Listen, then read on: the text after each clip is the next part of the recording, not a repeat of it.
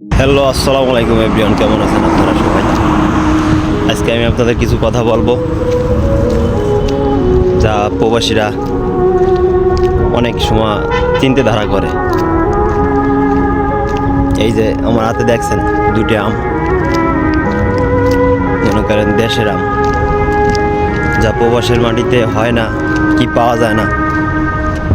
এই আম, তারপরে বিভিন্ন ফল ফলাদি মনে করেন বাইরে থেকে আসে, বাংলাদেশ থেকেও আসে, কিন্তু প্রবাসীরা এই আমগুলো কিনে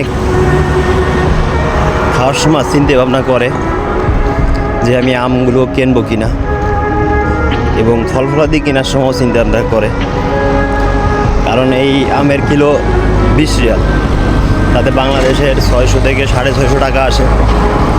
যা অনেক সময় চিন্তাধারা করে যে আমি আমগুলো যদি কিনে খাই এবং আমার অনেক টাকা খরচ হয়ে যাবে, 1 কেজি আম কিনতে গেলে 20 রিয়াল পড়ে, অনেক টাকা খরচ হয়ে যাবে। টাকাটা আমি বাড়ি ভাটালে আমার ফ্যামিলি সুন্দরভাবে চলতে পারবে।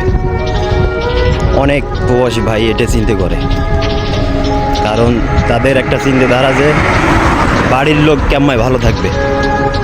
আমি একটা জিনিস না খেয়ে যদি বাড়ির জন্য কিছু করতে পারি, আমার ফ্যামিলি কেমন ভালো থাকবে।